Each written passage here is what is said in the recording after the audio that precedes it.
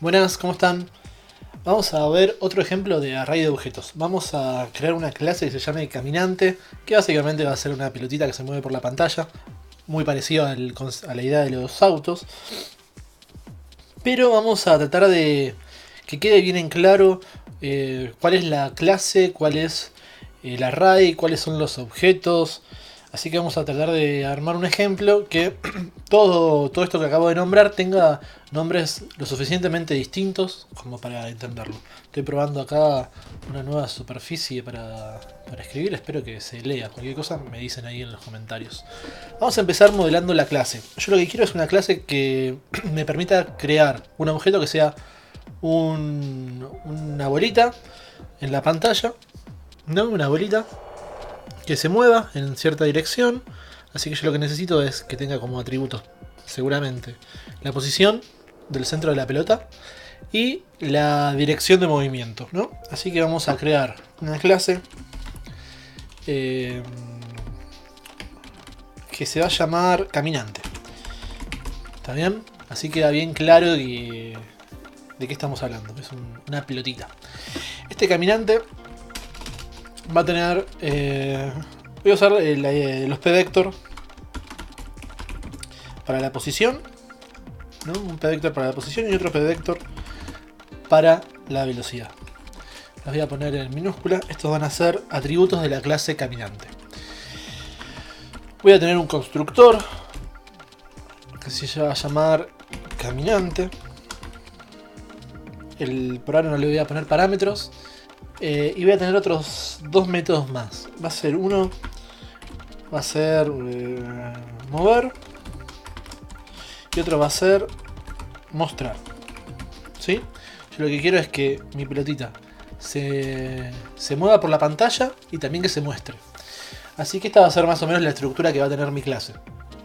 Ahora lo que voy a hacer es... bueno, a ver. Voy a empezar a jugar un poco con todo esto y a rellenarlo de código, ¿no? Cuando se mueva... A ver, vamos con el constructor.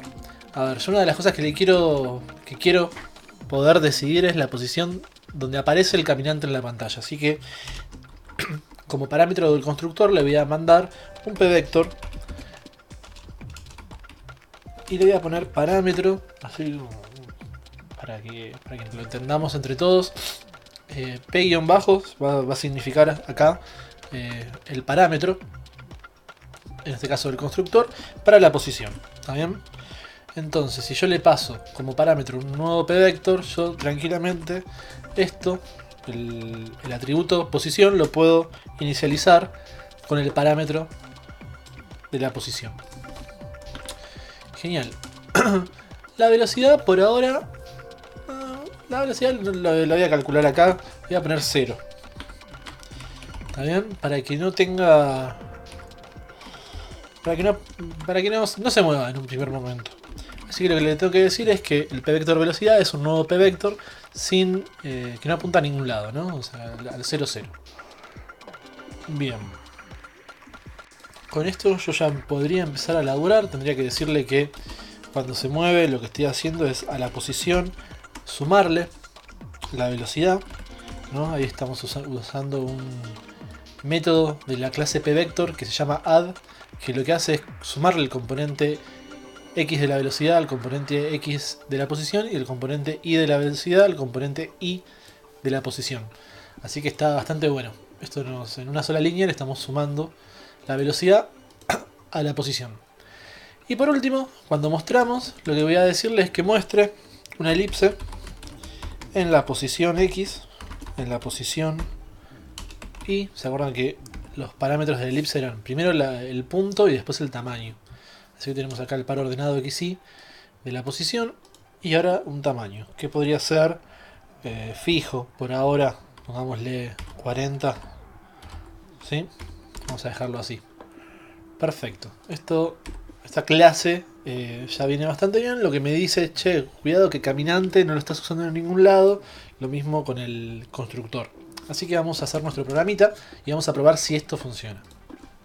Pero lo primero que voy a hacer es un void setup, porque quiero tenerlo separado todo. Void draw también. Porque lo que quiero es que se mueva, entonces necesito interacción. Necesito que la pantalla se actualice, así que voy a necesitar el draw. Y voy a declarar de forma global un caminante. O sea, un objeto de la clase caminante. ¿Cómo lo voy a llamar? Lo voy a llamar Juan. Así, así lo personificamos, ¿no? Juan es un objeto de la clase caminante. ¿Está bien? Entonces yo tengo mi clase que se llama caminante. ¿Está bien? De esta clase yo voy a hacer un solo objeto que es Juan. Este es Juan. Esto es un tipito. ¿Está bien?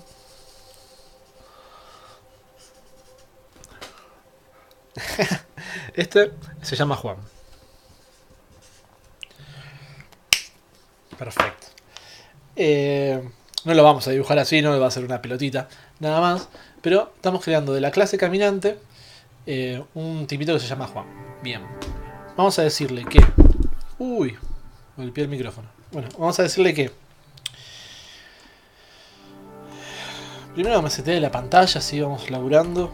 Size de 800 por 800. Vamos a crearla, cuadrada. Y fíjense una cosa. Yo cuando le digo esto que está acá arriba, lo único que estoy diciéndole es que me guarde en un espacio de memoria el lugar para guardar, que me aparte de la memoria de la compu, un espacio donde yo voy a poder guardar un caminante, ¿no? Es esto de acá. Sin embargo, el caminante todavía no existe, Juan todavía no existe. Yo estoy a ese espacio de memoria, lo llamo Juan, pero Juan todavía no existe. ¿Por qué? Porque no lo construí, yo nunca llamé al constructor. Entonces tengo que llamar al constructor para que exista Juan, para que exista una instancia de esa clase. Entonces yo le digo que Juan es un nuevo caminante y listo. Ahora bien, cuando yo hago esto me dice, che, ojo que caminante, el constructor caminante, el constructor para la clase caminante espera un parámetro, en este caso un p-vector. Así que yo voy a crear un p-vector acá, que va a ser, lo voy a llamar pos Juan, ¿sí? Que va a ser un nuevo p-vector, ¿no? Es una instancia nueva de esa clase, y lo voy a poner en la mitad de la pantalla. Voy dividido 2, height dividido 2. ¿Está bien? Ahí aparecería Juan en la mitad de la pantalla y yo le paso la posición de Juan a el constructor para que Juan aparezca en la mitad de la pantalla. Entonces si yo hago esto y lo ejecuto, no va a pasar nada, porque si bien yo creé el objeto, no le estoy diciendo en ningún momento que lo muestre ni que lo mueva. Así que yo le puedo decir acá en el draw Juan.mostrar, ¿no? Que ejecute el método mostrar para el objeto Juan. Mándenme un toque que me tomo un mate.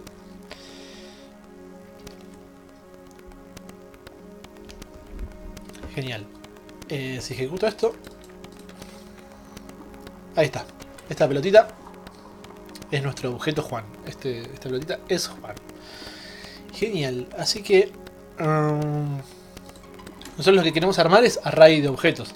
Así que bueno, por lo menos sabemos que la parte de visualizar de nuestra clase está funcionando. Vamos a ver qué pasa con la velocidad. Acá donde yo le dije que la velocidad era de 0,0, le voy a poner 1,1. A ver si yo le digo que Juan se mueva, Juan.mover, logro que se mueva. Miren esto, yo acá estoy declarando métodos dentro de la clase. Dentro de la clase hago procedimientos y esos procedimientos pasan a ser los métodos de la clase. Yo, como no quiero tener parámetros en estos métodos, yo dejo los paréntesis sin ningún parámetro. Y luego, cuando hago referencia a esos métodos, tengo que dejar los paréntesis también vacíos. ¿Está bien? Esto es lo que me indica que es un método y que en este caso no le estoy pasando parámetros. Así que bueno, ahora se debería ejecutar. Primero se mueve y después se muestra en cada ejecución del draw. Como no estoy refrescando la pantalla, veo la estela, ¿no? Background, le pongo un 0 para que sea un color oscuro. Y ahora tenemos a Juan moviéndose por la pantalla. Perfecto. Genial. Ahí se va. Se alejó. Buenísimo. Una de las cosas que podría hacer es decirle, bueno, che, acá donde hago la posición, que sea una posición random, por ejemplo, y Juan aparecería en cualquier lado. Pero vamos a dejarlo así. Vamos a dejar que... vamos a dejar estos valores como están. Total, lo que nosotros queremos es no crear un solo tipito, sino que queremos crear un array de tipitos. ¿Sí? Un array de caminantes. Donde tengamos un montón de hombrecitos uno al lado del otro, ¿no? Un montón de caminantes. Cada uno... Ahí, un montón de tipitos. A este array lo vamos a llamar pibes, ¿les parece? Así que vamos por él. A Juan ya no nos interesa, así que lo vamos a borrar. Lo que queremos es generar un array. Como van a ser muchos caminantes, para nosotros van a ser un montón de pibes, así que lo vamos a llamar pibes. Uy. Cuando yo le digo que me cree un array de caminantes, un array de objetos de esta clase, Processing lo que hace es guardarme en un espacio de memoria, ¿no? Vacío, un montón de lugares donde yo voy a poder guardar pibes. Pero tengo que hacer dos cosas. Primero, inicializar el array para decirle cuántos espacios va a tener. Entonces, pibes, simplemente me guardo... Perdón, cuando yo hago esto de acá arriba, solamente me guardo algo así, ¿no? Un espacio de memoria donde puedo guardar un array. Ahora lo que le voy a decir es que sea un array de una cantidad específica de posiciones. Entonces le voy a decir que pibes es un nuevo array de caminantes, ¿no?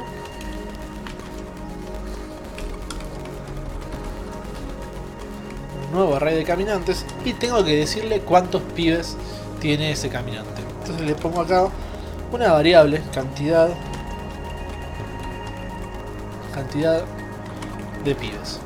Esta cantidad de pibes la voy a declarar de forma global, así la tengo disponible en todos lados. Cantidad de pibes le voy a poner por ahora 10. Perfecto. Cantidad de pibes es 10. Acá me dice, che, esto no me lo reconoce. Vamos a ver qué es esto. Pibes. Caminante. Bueno, hay algún error ahí, ahora lo vamos a chequear. Perdón. Ahí. Pibes es un nuevo array de caminante, de la clase caminante, y tiene ¿cuántos elementos? Estos elementos, cantidad de pibes, en este caso 10. Entonces ahí lo que le estoy diciendo es que ese espacio de memoria que no tenía, que no sabíamos hasta ahora cuántos espacios tenía, bueno, va a tener 10 espacios. En cada lugar va a entrar un pibe. Entonces yo lo que le tengo que decir ahora es que me cree un pibe en cada uno de estos lugares, pues están los lugares, pero no están los pibes, porque yo no construí a cada uno de los caminantes en cada una de las posiciones del array. Entonces yo tengo que ejecutar el constructor para cada una de estos lugares. Así que es como si yo le dijera, bueno, que el caminante, ¿no? Tome, que se cree un caminante en cada uno de estos lugares. ¿Sí? Perfecto. Vamos a hacerlo. Lo que tengo que hacer para poder hacer esto es recorrer el array con un for que va a ser, por ejemplo, pongámosle int número de camiseta, ¿no?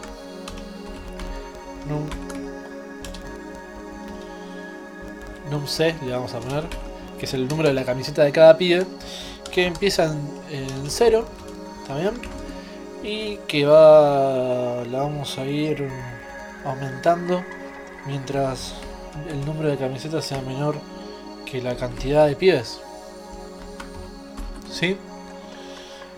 Le vamos a decir que num_c aumente de a 1. Entonces con esto nos aseguramos que cada pibe tenga una remera distinta, ¿no? Un número distinto de identificación, y que cada uno esté en un lugar distinto del array. Entonces, ¿cómo vamos a decirle? Bueno, posición, a la posición, vamos a llamarla ya posición simplemente, le vamos a asignar el centro de la pantalla y vamos a decirle que en el array pibes, ¿no?, en la posición identificada con el número de la camiseta, que es el num_c, que es el que usamos en el for, cree un nuevo caminante y que como parámetro le pase la posición que estamos calculando. Como esta posición siempre es igual, si yo ejecuto esto, bueno, falta arreglar el draw, ¿no?, pero vería todos los caminantes en el centro de la pantalla. Para poder ver todos esos caminantes yo tengo que ejecutar la función mover y la función mostrar para cada uno de ellos. Entonces este mismo for me va a servir, ¿no?, acá para recorrer todas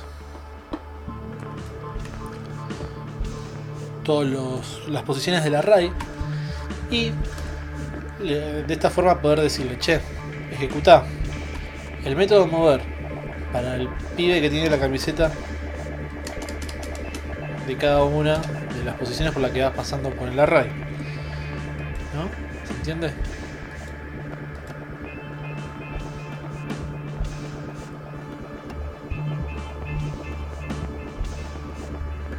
Acá me está diciendo que CAMPIBES no existe, porque yo no la declaré ningún tipo de dato, me faltaba esto, el entero ahí.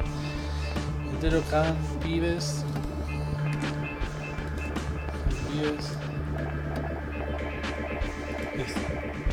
Sí, no, cant quedaría mejor. CAMPIBES. Ahí va. Ahora sí. Entonces ahora yo tengo acá en el draw, tengo lo que estoy haciendo, ¿no? Tengo todos los pibes en la mitad de la pantalla y en el draw los muestro. Si yo ejecuto esto, voy a ver nada, uno solo en realidad. Es porque están todos ahí, están todos los 10 uno encima del otro. Para poder verlos, si aparecen originalmente en el centro de la pantalla, yo lo que debería decirles es que bueno, si están todos acá, 1, 2, 3, 4, 5, 6, 7, 8, 9, 10, que cada uno de ellos se mueva hacia un lugar distinto.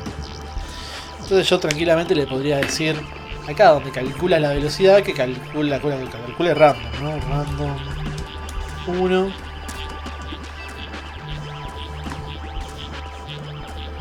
Y random 1, por ejemplo, que se mueva de forma aleatoria, con una velocidad aleatoria, pero claro, se van a mover todos hacia la derecha y o hacia abajo, porque esos son los valores positivos.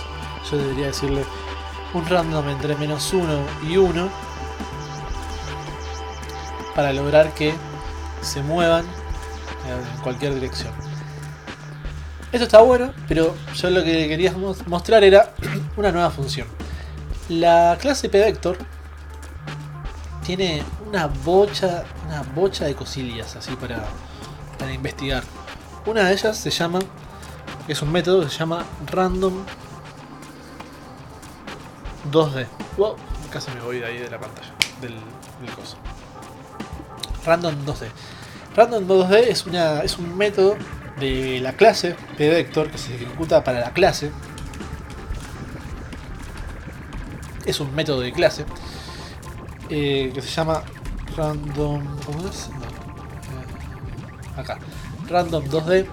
Vos no le pasás ningún parámetro y lo que te devuelve es un nuevo pVector que apunta hacia cualquier lado, en cualquier sentido, pero de magnitud 1. Entonces eso nos sirve perfecto para acá, porque nosotros necesitamos que apunte para cualquier lado. Y ya que estamos, nos asegura que la velocidad va a ser igual para todas. Va a ser una velocidad de magnitud 1. Así que si yo hago eso, ven que se van yendo todos en la misma velocidad. Si yo ahora en vez de crear 10 creo 100 pibes, veo que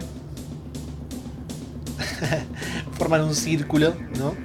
Porque, bueno, se están yendo todos a la misma velocidad. Eso está buenísimo. Yo acá en el constructor, una vez que, como ven, el atributo velocidad está calculado para todos de la misma forma, de forma aleatoria.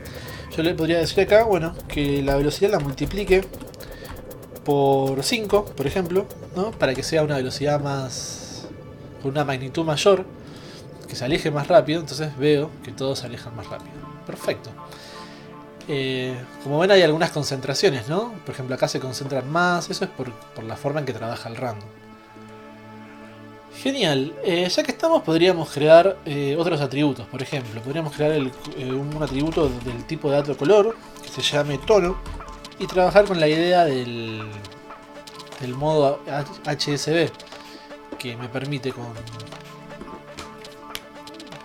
habíamos visto ya, el modo de color HSB tiene tono, saturación y brillo, ¿no? Esos son los tres valores que yo le tengo que pasar.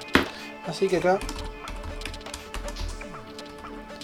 color mode HSB le voy a decir acá, voy a poner al principio y le voy a decir que el color o el tono, aunque voy a dibujar el circulito, se calcule a través de la función color con un random en el tono. Los valores posibles son 255. Sería el valor H, ¿no? De Hue, que sería el tono. La saturación, todo lo posible, y el brillo, todo lo posible. Así que 255, 255. ¿Está bien? Si yo ejecuto esto, no va a pasar nada distinto, porque yo el tono lo tengo ahora como un atributo de la clase caminante, pero no lo estoy usando. Así que le voy a decir que cuando muestre la elipse, antes de mostrarla, haga un fill con el tono para tener ese color como color de base para el relleno de la elipse. Ya que estoy en el setup, le voy a decir que no muestre la línea de las cosas que yo imprima, muestre solamente el contenido. Eso es nuestro. Con nuestro le digo que todas las líneas no se muestran. O sea que si yo tengo un círculo que es centro rojo, por ejemplo, ¿no? Y yo le había seteado, no sé, la línea azul, a partir de ese momento ya no me muestra más la línea azul. ¿Se entiende? Con nuestro logro eso. Si yo ejecuto esto, veo pelotitas de todos los colores yéndose para todos lados. Bien. Vamos a hacer una cosa. Vamos a hacer que reboten en los límites.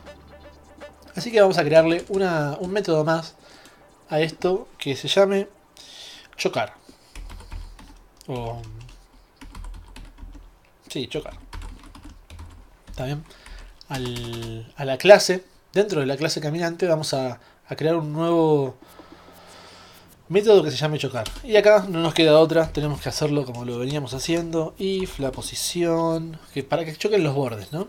Y la posición X es menor que 0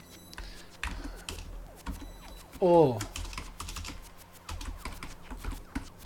Ahí está. Epa. Ahí está. O la posición en X es mayor que width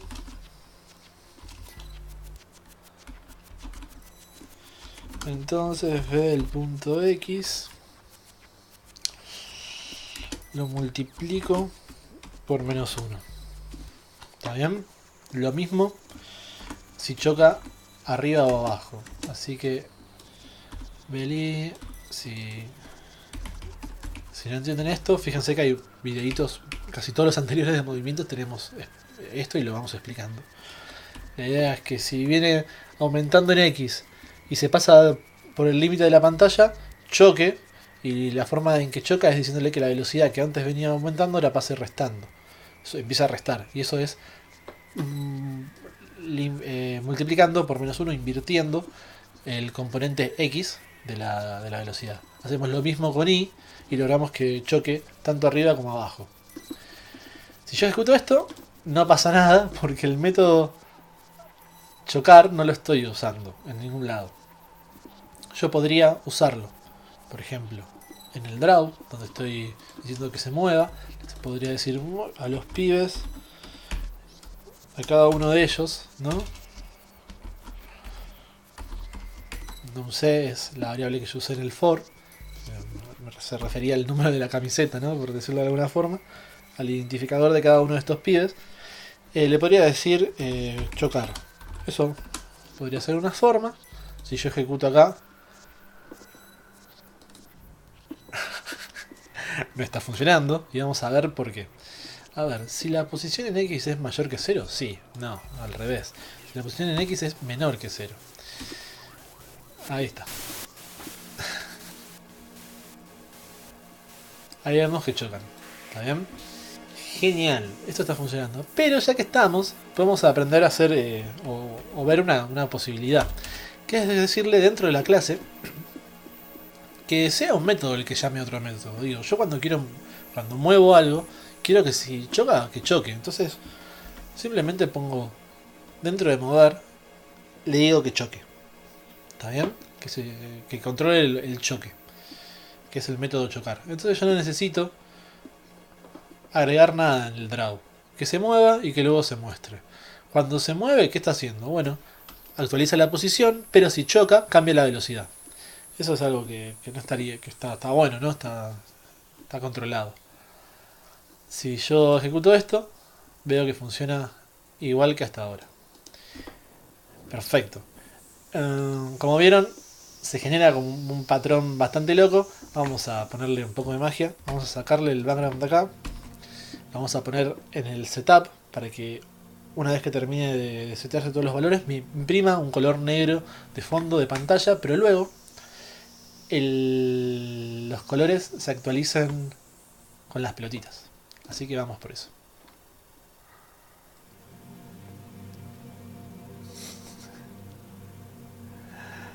Genial. Vamos a agregar muchas más pelotitas. Vamos a hacerle 200 pelotitas.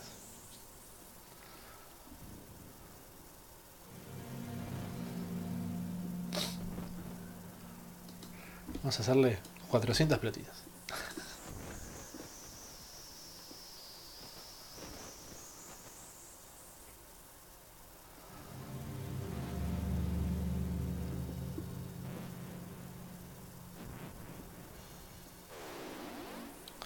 Bueno, ahí ya se perdió un poco la magia del patrón ese que se forma, ¿no? Vamos a hacer que este multiplicador de velocidad no lo pongamos por ahora. Vamos a dejarlo que avance de a uno.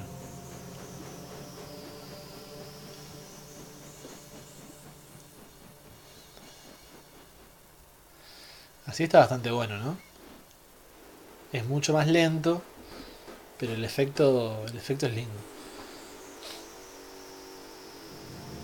Podríamos decirle que el tamaño de la pelotita sea más chico. A ver, 10 por 10.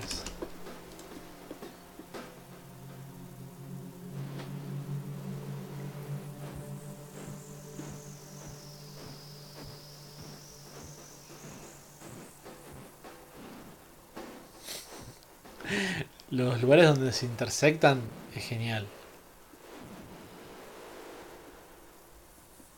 Son geniales. Eh,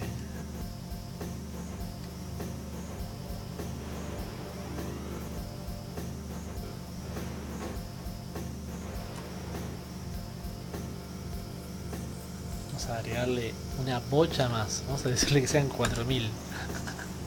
A ver. Se la rebanca, miren. No disminuyó mucho la velocidad de ejecución del programa, ¿no? Más o menos la misma. Son 4000 colores.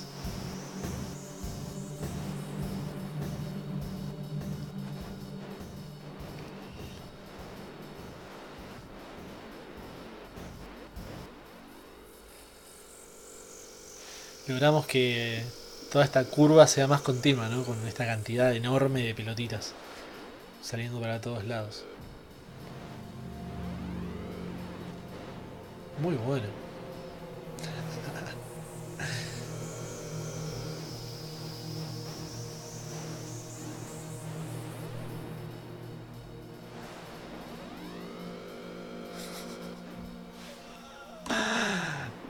Genial, genial. Eh, Hay algo que alguna vez se ve, a veces se ve en las clases de análisis de sistemas, ¿no? Que es el concepto de sistemas complejos, ¿no? Los sistemas complejos están formados por una bocha de elementos que son similares y una de las cosas que pasa es que la complejidad, ¿no? Cuando hablamos de esa complejidad, es una complejidad en la estructura del sistema, no tanto en los componentes. Los componentes son sencillos, son, eh, son todos iguales o muy parecidos entre sí, pero es la forma de organizarse o en que se organizan esos elementos la que genera un comportamiento muchas veces inesperado, ¿no? Nosotros tiramos acá 4000 pelotitas, todas en direcciones aleatorias, pero todas con la misma velocidad, en un marco cuadrado, y empezó a aparecer este patrón que nosotros la verdad no lo podíamos prever, a menos que hiciésemos una bocha de matemática antes, ¿no? Pero digo, este sistema se comportó de una forma que no hubiese sido fácil de prever. Esto para mí corresponde a esa idea de sistema complejo.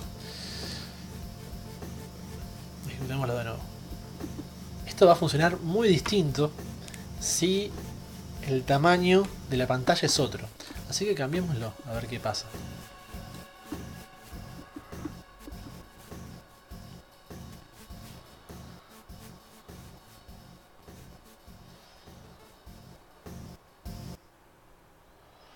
Los patrones que se generan son totalmente otros. Siempre dentro de la misma idea.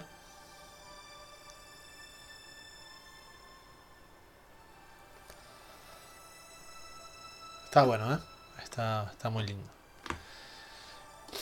Podemos decirle, para que vaya un poquito más rápido, que se te dé la velocidad, quizás no en 5. Bueno, sí, que la sete en 5, a ver qué pasa. Empiezan a generarse estos saltos, que es como una rugosidad. No está mal, ¿eh?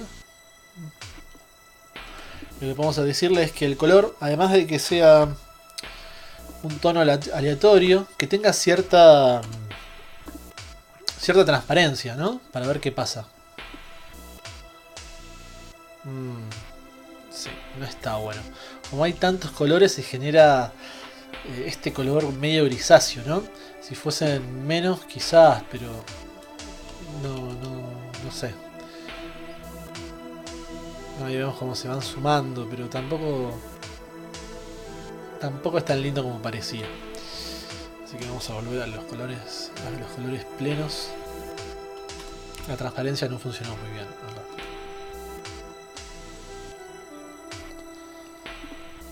Tenemos poquitos.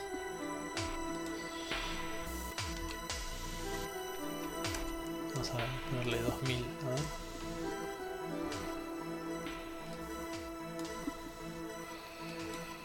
Genial, che.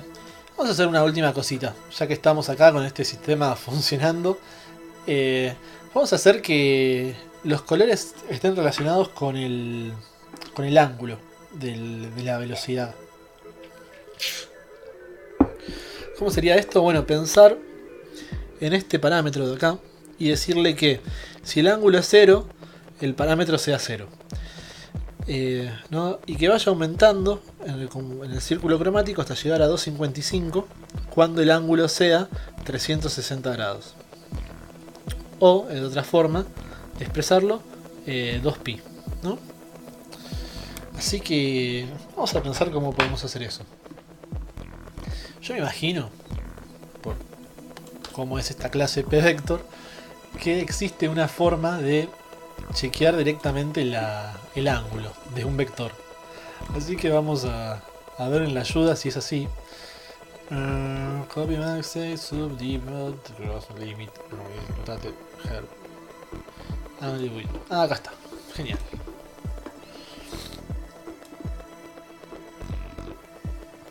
Perfecto. Esta función nos devuelve el ángulo entre dos vectores. Así que podemos crear un vector que sea horizontal, ¿no? Que tenga, no sé, 1 en X, pero que no tenga nada en Y. Y calculamos el ángulo entre esos dos. Ok.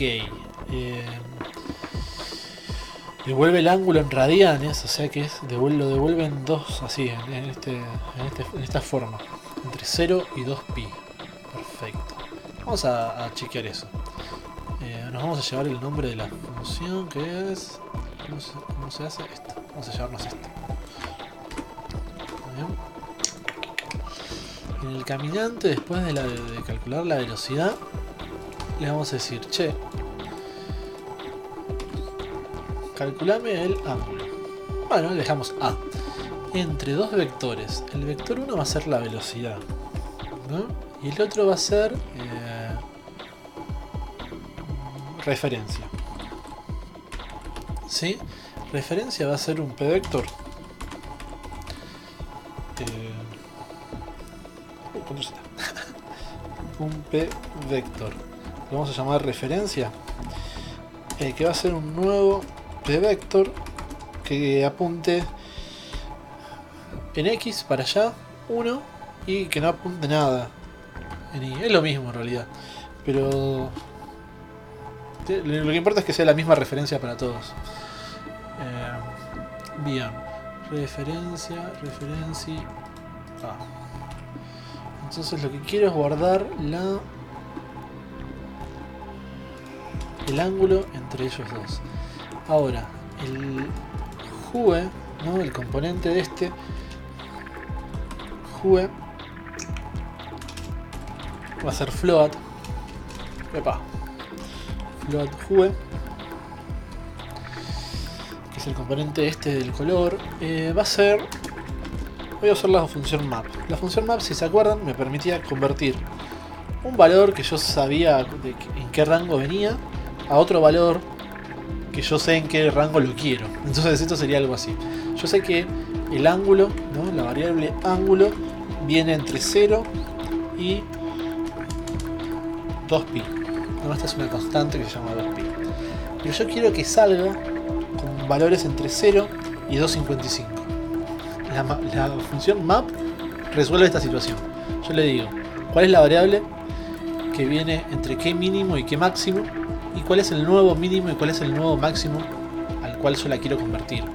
Ese valor nuevo me lo devuelve en el nombre de la función, porque es una función, eso hacen las funciones, y yo lo guardo en el Jue. Entonces acá el tono, en vez de decirle que sea calculado de forma aleatoria, lo pongo por acá, y le digo que acá sea, en vez del color aleatorio, sea el color con el Jue, todo saturado, todo brilloso, y acá no le digo nada.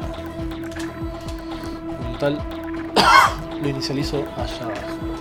Si esto funciona, soy un capo. No lo probé esto, ahora me imagino que está bien. ¡Esa!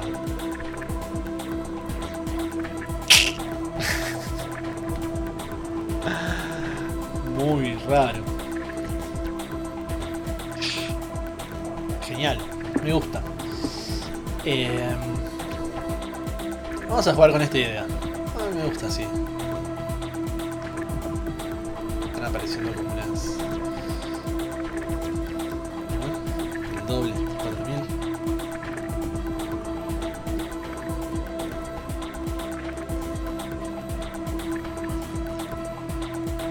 Genial. No, vamos a mandarle una bocha, vamos a mandarle 10.000, a ver. Se vuelve más lento, pero... Sí, se vuelve re lento. Me gusta que es como nuboso, medio roto, ¿no? Así como que no funciona del todo bien. Eso es porque el orden de las pelotitas fue en cualquier orden, ¿no?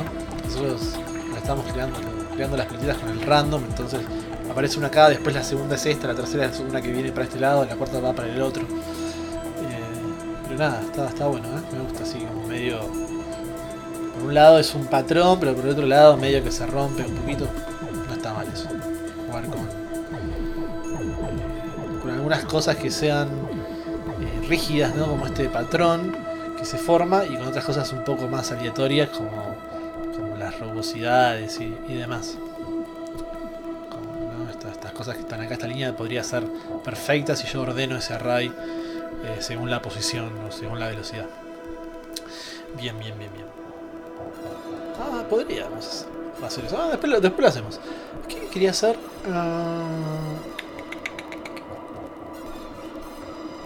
¿Qué quería hacer? Nada más. No, bueno, vamos a hacer eso. En vez de que yo estoy diciéndole en el constructor, ¿no? Cuando llamamos al constructor de cada uno de las posiciones del array, ¿no? Acá estoy haciendo 10.000 y estoy creándolos en 10.000 posiciones distintas. Vamos a volver a la idea de 10 para que sea más claro. Como ven, se eligen posiciones al azar. Incluso hay, por ejemplo, acá las posiciones referidas a los colores azules, por ejemplo, desaparecieron. Aparecieron las de los celestes, ¿no? Vamos a hacer que se elijan siempre posiciones equidistantes. ¿Está bien? Serían como direcciones equidistantes. Eso es lo que digo. Siempre en el medio de la pantalla. Para eso lo que voy a tener que hacer es transformar la velocidad, ya no en un random, sino en algo que se pueda elegir con el parámetro del constructor. Así que voy a pasarle acá, además del parámetro velocidad, además del parámetro posición, el parámetro velocidad. Y así como acá le paso el parámetro posición a la posición, al atributo posición, le paso también el parámetro velocidad al atributo velocidad. Genial. Si yo quiero que esto funcione, el constructor acá tiene que ser un poquito más complejo. Le tengo que pasar acá una velocidad. Sin embargo, esa velocidad no existe, así que la tengo que crear. Voy a decirle que un p-vector velocidad va a ser igual a un nuevo p-vector. ¿Sí? Creo que hay una función. Vamos a seguir buscando en la ayuda de los p-vectors porque está buenísima. Que me crea un nuevo vector a través de un ángulo. Así que vamos a buscarla. From ángulo. Esa. Entonces vamos a ver cómo se usa. Yo le digo un ángulo en radianes y me devuelve... Genial. Y me devuelve el ángulo en sí, el vector en sí. Así que voy a usar esto mismo. Me lo voy a copiar.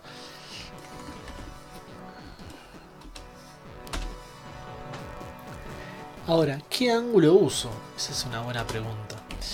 Yo acá tengo que usar un ángulo. El ángulo va a ser un float, eso lo sé. Porque tiene que ser en radianes, va a tener coma. ¿Y qué tengo que decirle? Bueno, voy a usar el map, ya que estoy. ¿Está bien? Voy a usar el map en relación con el número de la camiseta de cada caminante, ¿no? Con el número del for. Yo sé que el for se va a mover entre 0 y cantidad de pibes, ¿sí? Y cantidad de pibes menos 1 va a ser el máximo que va a tener. Pero quiero que aparezca, que me devuelva los valores entre 0 y 2pi. ¿Está bien? Entonces ahora sí, el ángulo A va a valer entre 0 y 2pi en relación con el número de camiseta. Perfecto. Entonces ahora puedo tener dos equidistantes. Si yo ejecuto esto, perfecto. ¿Ven cómo se crearon los vectores? Todos para cualquier lado. Si yo le pongo 8, supongo que voy a tener un patrón más 1, 2, 3, 4, 5, 6, 7. ¿Qué pasó? 7. El primero y el último se crean en el mismo lugar. Así que yo para ver 8 debería ponerle 9. Medio raro eso. Ahí está. ¿Ven? Acá hay 2. Pero bueno, no importa que el primero y el último se creen en el mismo lugar. Yo lo que quería era tener 4000 equidistantes y ver si cambiaba el patrón. Ven que el patrón es mucho más uniforme ahora. ¿Cuál les gusta más? ¿Este o el otro que tenía como media una locura? Ah, 400. Vamos a ponerle 4000.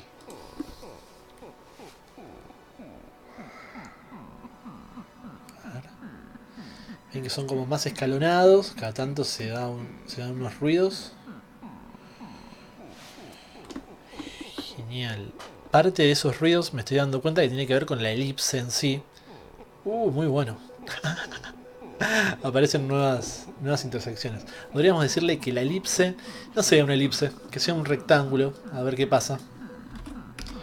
Cómo cambian estos patrones de intersección.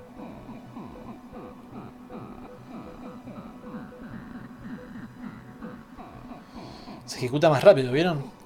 Le cuesta menos hacer cuadrados que hacer círculos. Está bueno. Puedo decirle que sea más chico. A ver qué pasa. Dejó el centro de la pantalla. Genial. No sé si llegan a verlo con la compresión del video de YouTube, pero se arman texturas mucho más interesantes con un cuadrado. Le voy a poner cuadraditos muy chicos, total tenemos un montón. Son 4000. Ah, qué bueno. Genial. Ya no me gusta tanto, pero pasó algo muy distinto, ¿no? Vamos a ponerle de 1 por 1.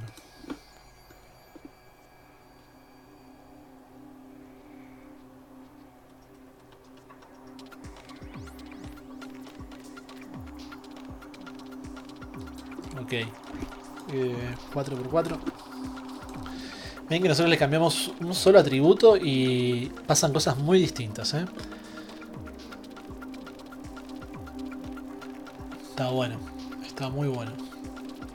Creo que así me gusta bastante. También una de las primeras que habíamos visto que era...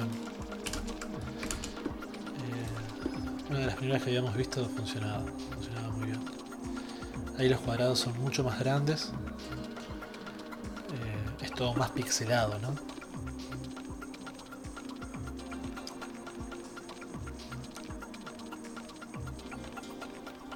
También está bueno.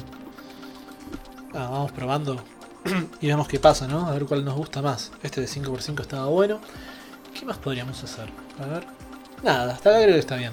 La idea era hacer otro ejercicio con array de objetos. Lo importante para recordar en el último momento del video es que cuando yo creo un array, yo ya sea de un tipo de una clase o de un tipo de dato elemental, como puede ser enteros, ¿no? Yo lo que tengo que hacer es inicializar el array. ¿Está bien? Necesito crearlo como un nuevo array, diciéndole la cantidad de elementos que va a tener. Esta es la forma, ¿no? Diciéndole, primero reservando el espacio en la memoria y luego diciéndole que lo formatee, por decirlo de alguna forma, en una cantidad específica de elementos. Luego tengo que inicializar cada uno de los elementos, ya sean enteros o ya sean elementos, como en este caso, que son objetos. Entonces para cada uno de esos pibes yo voy a tener que ejecutar el constructor de la clase caminante en este caso, para que cree un nuevo caminante en esa posición. Y a partir de ahí yo sí puedo recorrerlos todos, Helios, y ejecutar sus métodos. En este caso, mover y mostrar. Así que listo. Creo que con esto nos vamos. Este código, la verdad que es muy sencillo, ¿no? Son 58 líneas de código, la mayoría son espacios en blanco. y el efecto es súper lindo. nos vamos con esto, che. Hasta luego.